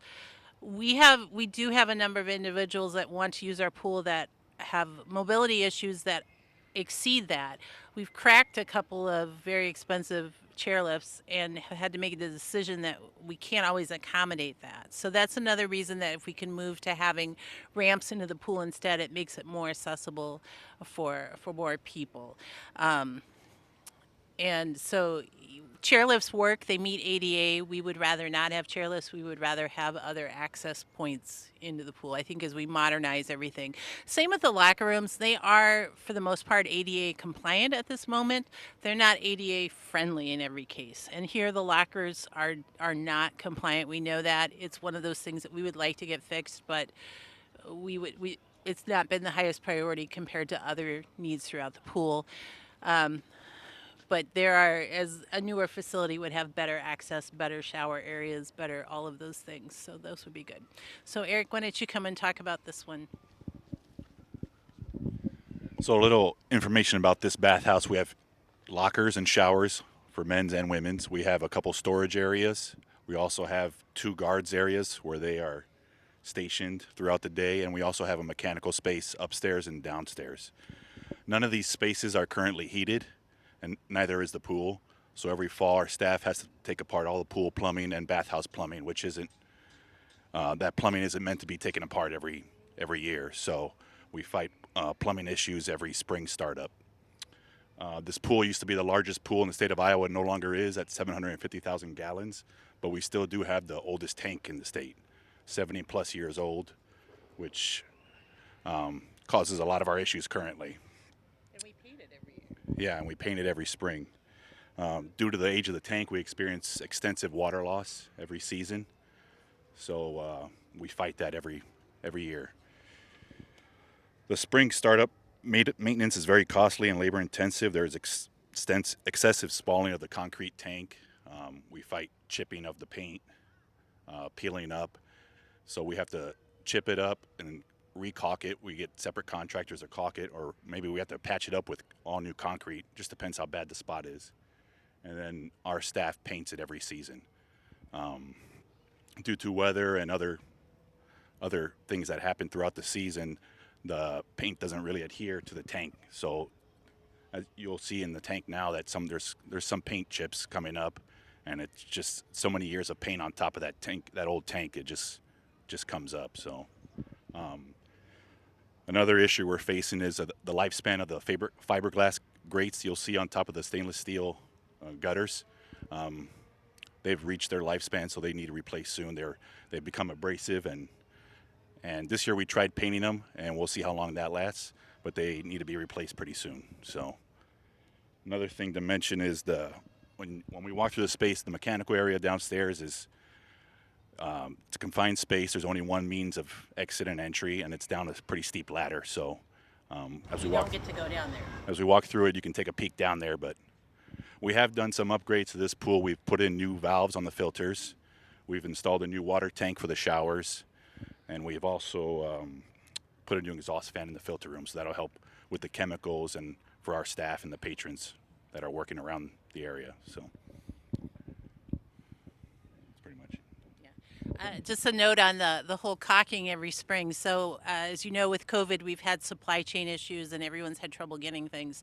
So typically we buy that in bulk and we get enough caulk to do the whole pool. This year that was nearly impossible. So our guys went from store to store and bought all the little tubes they could find to get enough together just to get the pool open. So it did some pretty extraordinary things to keep this thing, keep it running. So, okay, so where are we going next? Let's walk around the deck.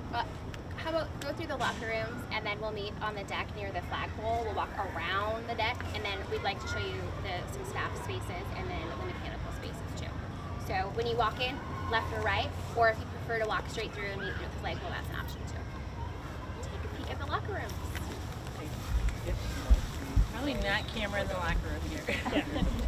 Potato pad, so we'll pass them out if you want it. You're welcome to.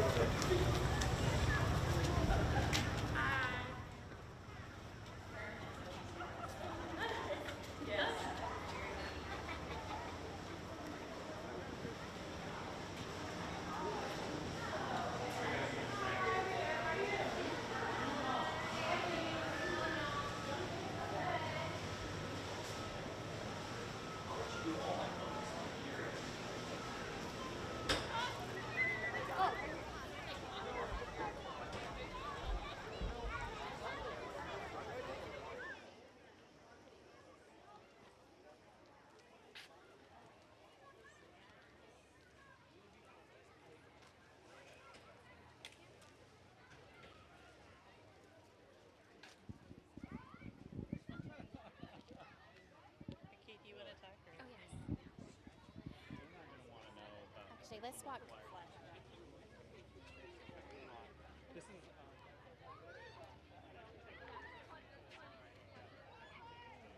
I hand you this? Thank you.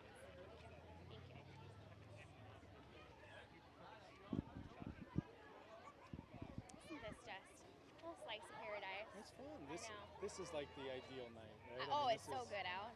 Where it's a little hot to be out, but it's perfect with the water and It's stuff. a good crowd Yeah. here. And Yeah, it's awesome. Can I ask you a question? Sure. What is the capacity for here? That's a good question. Should I wait until everyone's Sure. gathered? I have 2 questions. Yeah, so before I kind of point out some of the landmarks that Eric and I mentioned, it's a lot louder out here. That's good. Sounds of fun happening behind us. The question was capacity. So we have had a variety of capacities. Shut that. Thanks. Those pump rooms are loud. We've had a variety of capacities. The official capacity from the fire department is 1,000 people, but that's not pool capacity. That's like space. We've done different capacities for COVID. So our working capacity last year was 250. We've gotten close to 250 this season, but we haven't met it. So we do not have problems like other pools because there's not features here where we hit capacity. You see that in other places. You don't here because it's open. Meaning like parking. And parking. Parking really kind of helps. The number of parking spaces kind of limits, in the end, the number of people that are swimming. So, and that's also a limit to changes to this pool and its capacity, is we can't really add any more parking anywhere nearby. So. So then my next question is about chairs because there are far fewer chairs. Yes. So, and I've gotten that a lot this season. This has been the season of chair questions. So the question is, as this pool comes to its the natural end of its life, things that we're asking for or things that we would budget for as annual asks, we're thinking again about chairs on a commercial scale. The things that you see in places like this, they would blow your mind how much they cost because they're a very specific type of thing. 2020, we had chairs in the budget. We had $3,000. We bought those chairs. They're here. And we didn't use them that year. We used them the year after. We lose chairs every season. It's usually an annual, every few years. It's an annual ask to add in more, but we do lose some every season. If they have a crack, they get thrown away. And we've also, I want to point out, and I have to other folks as they ask, we've also changed where we put chairs, but the days of like where we had rows of loungers here no longer exist, and so it looks different, but there also is less. We have about 100 chairs on this deck, which is actually a lot of chairs when you consider that we haven't even reached 250 people this season. But we have changed our policy to allow people to bring in their own chair because we've had more comments about it. We're thinking lounge chairs. Yes, and yeah. 50-ish, 2 times I was here. Yeah, so we can, so the lounge chairs, there's about 40 lounge chairs. The other number is a mix of like seating chairs. Yeah. Did you say that the public can't bring in their own chairs? They can now. It used to be a policy that we didn't allow it. We still have guidelines about where you can be for safety reasons and access reasons, but we allow them now. We almost never actually run out of chairs. It's just that we might not have the quantity people want, or they might not be where people want most of the time. Yeah. This is a pool issue, every pool. So this isn't unique to us, but it's a good problem to have. People want places to sit, which means they're here. So a few things. So behind you, there's the only shade structure besides the small structure you see over by the wading pool. Our staff is under there currently. There's a little L there with all the stuff that they need. There is a cage on the side that allows for some outdoor storage. Unfortunately, we store a lot of stuff outside out of necessity, but it does quicken the lifespan of stuff. These lane lines are an example of that. All of the lesson stuff, all the equipment that we have back there. Over here is the wings that we mentioned. In a moment, we'll walk a little closer so you can see the grates. This is the fiberglass grates that Eric mentioned that we've had issues with them deteriorating and fibers being able to be in people's actual skin. And we'll do a walk kind of around. So why don't we do that? You can kind of look at the fiberglass as we walk towards the diving board, come back and around, and then we'll finish over in the wading pool and I think hear some numbers about that and then go into the pump room at the end. Okay. I'll give this back to you. I'm mic'd out.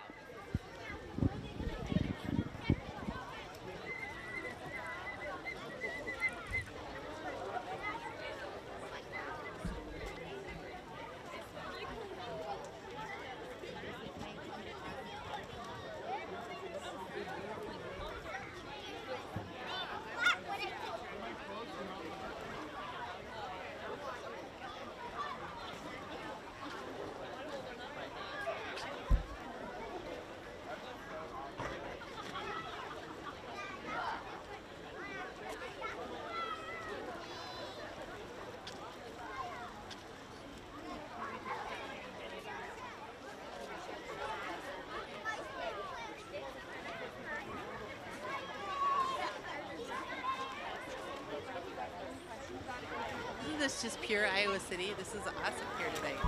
I wish we had our swimsuits. Questions from the commission members? Yeah, Brianna. My main concern out of everything we discussed in the pool and probably across the whole aquatic system is that, as a city, we're pushing sustainability.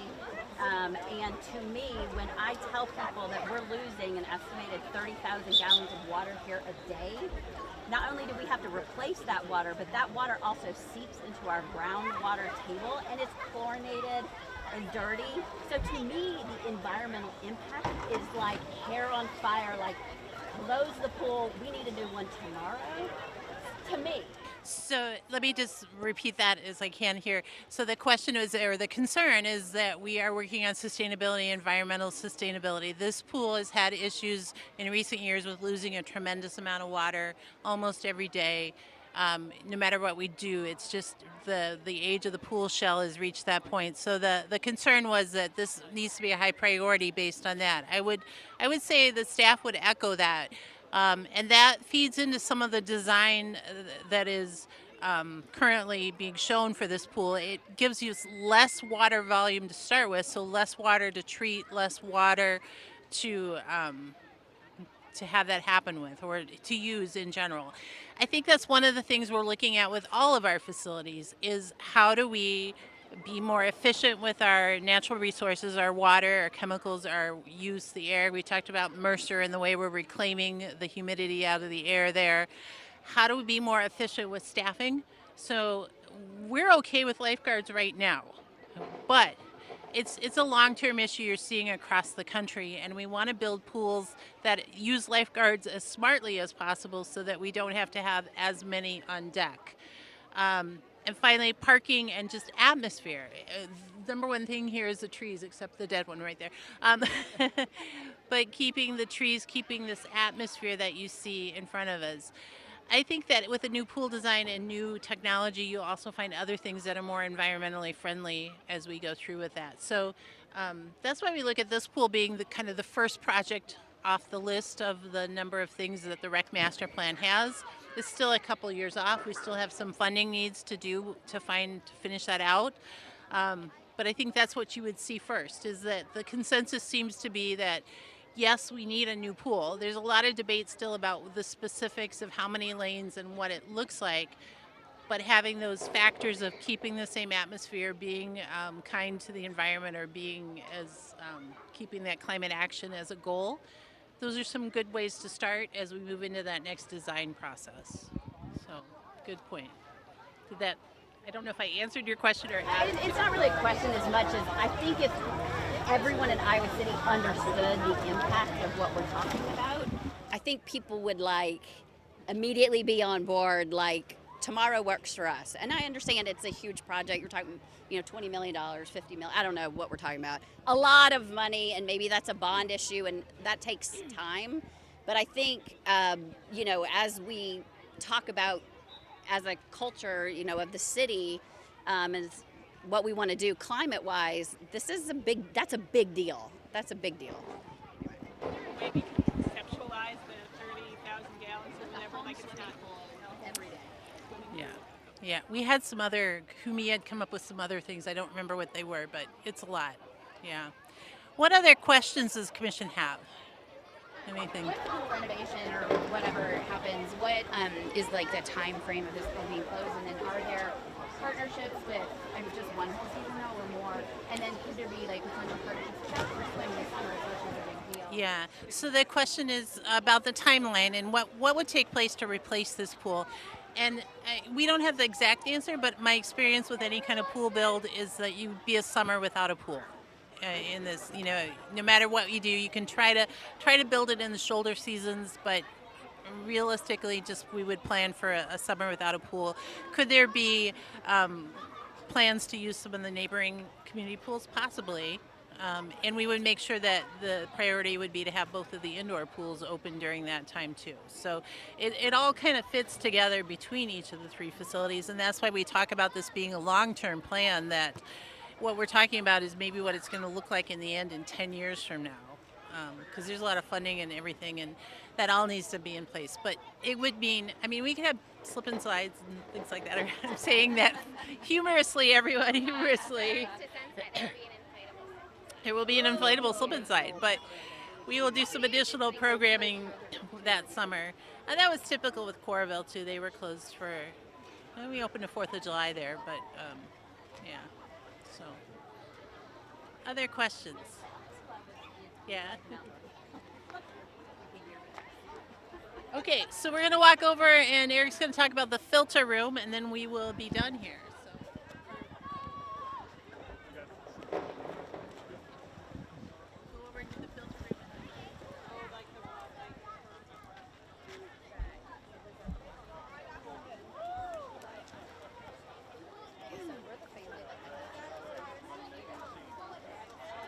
Every single one of them. It's funny how many people would think that. I know. It's a high value place. Yeah, it's a quality of life. Because there's usually not some private pools just popping up all over. Right. Or the ones that you do the Elks Club is absolute travesty. That is not a nice fancy place. Like the one guy that Don't tell Brianna I said that.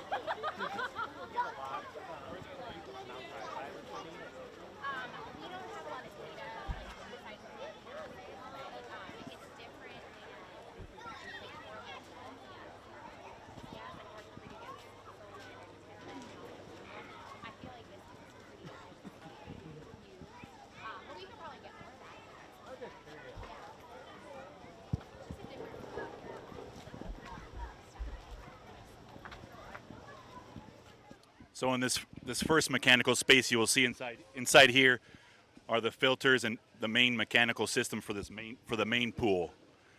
Downstairs in that space we talked about, that confined space downstairs, that'll be all the equipment for the wading pool, the boilers for the showers, and all the plumbing for the rest of the bathhouse is downstairs in that area. But this main area is the filters and the chemical feed systems for the main pool. The controllers that we can remotely access from our phones are located in the guards area. So, but this main room here is all the main pool.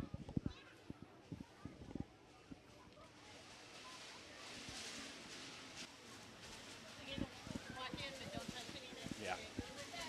And then downstairs to your left, before you exit that door, that is the downstairs suite.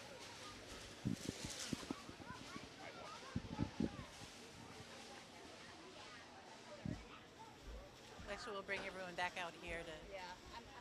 You're good. I have nothing to add. Let's have them come back this way.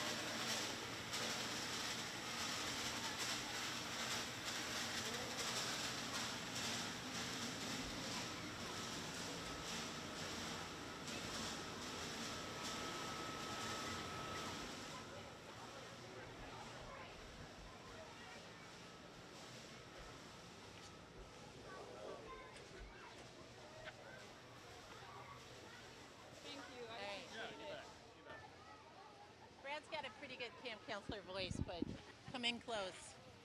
You have a good voice, but talk loud. A camp counselor. All right, let's do those icebreakers where we clap our hands. Attention getters. So I wanted to just touch briefly on the budget for our swimming pools. It might be a little bit of a misnomer, but swimming pools are money pits, little money pits. We are throwing money in there all the time, every single day, with the water and the chemicals and everything that we do, but we have quality of life, and that's what our swimming pools are all about. On page 150, it's kind of crazy that we actually have that many pages in here. On page 150 of your binder there, we've got budget numbers that break it down for each of our aquatic facilities. And so when you're looking at that, originally we had presented FY19 through current year. We went back and actually added in FY17 and FY18 as well. And so you can see from Robert A. Lee, that pool, the revenues have about been cut in half since 2017 or FY17, and our expenses have continued to go up. And a lot of that's due to a lot of the mechanical issues that we've been having with the pool. The numbers that you see before you, these are operational expenditures. These are not capital improvement expenditures. So these are in the general course of what we budget for. And then you see Mercer Park Aquatic Center and City Park Pool, those numbers as well. What these numbers typically include for the revenue side, they include your admissions, they include room rentals or parties that we have. We have a 28E agreement with the Iowa City Community School District, and so we have some revenue coming in for that. We have some hotel motel tax that's over at Mercer as well. Expenses is everything from staffing to parts, equipment, labor, everything that you could think of with the swimming pool and what it costs to keep that running. That includes those costs as well. With those numbers, one thing that I do want to note, we have our budget broken down into several different areas for aquatics, but we have Kate's salary, our Kaylee's salary, a lot of our certification costs. They're in a different line item, budget line. But what we do is we break that down. We divided that cost by 3, and we added that into the expenditures. We did the same thing with our pool maintenance staff, because we wanted to make sure, because they split their time equally amongst our 3 different facilities, we wanted to make sure that that was an accurate representation of those numbers as well. So that total at the bottom shows you what we generally will be pulling in for revenue, and then our expenditures as well, and then what that net is. Yeah. Yes. Can I clarify? I know this sounds like I'm beating a dead horse, but the cost of the water is not. Correct. Yep. So the comment was the cost of the water, as we noted earlier at Robert A. Lee, is not included in these. The city does not directly pay for that. It's a cost, but it is actually not factored into this as well. So when you're looking at that 30,000 gallons that's being replaced here on a daily basis, that would not be reflected in those numbers. So real quick, my name is Jeff Fruin. I'm in the city manager's office. It cost us as a city to produce a gallon of water a little less than a penny to produce. So you can do the math. Again, that's not charged to the pool. That's not reflected in there. That would be paid by all the ratepayers. So if you live in Iowa City and you pay a water bill, you would absorb the cost not only of lost water in this facility, but really through the entire distribution system. We have leaks that we constantly try to stay ahead of. Yeah. Any other questions from commission? Why did the expenses at Robert A. Lee jump so much in 2022? In FY22, those were some unexpected mechanical things that boosted that cost up. The question was, why did it jump so much in FY22 from FY21? One, we weren't open the entire time either, so that FY21 is not really an accurate representation of what it was. You'd really have to compare that to FY20, where we were open for most of that fiscal year. And so it is higher than that, but it was mostly maintenance, mechanical issues that would boost that cost up. All right. It's been a nice evening. Thank you, everyone. For the members of the public, if you have questions or comments, please go ahead and fill out your forms, and we would love to have those. We will, like I said, bring those all into one document and get those out. And with that, First, would like to thank the staff who've provided such a great evening for us and showcasing all of the great work that's gone into this and making it so transparent. So if we could get a round of applause for the staff, thank you. Very much appreciated. So lots of hours behind the scenes that go into this and making this possible. So thank you very much for that. Before we adjourn, we'll just go around the commission and see if there's any items. So from commission members, April, anything that you want to bring before the commission? All right. Missy? Brianna? Brian?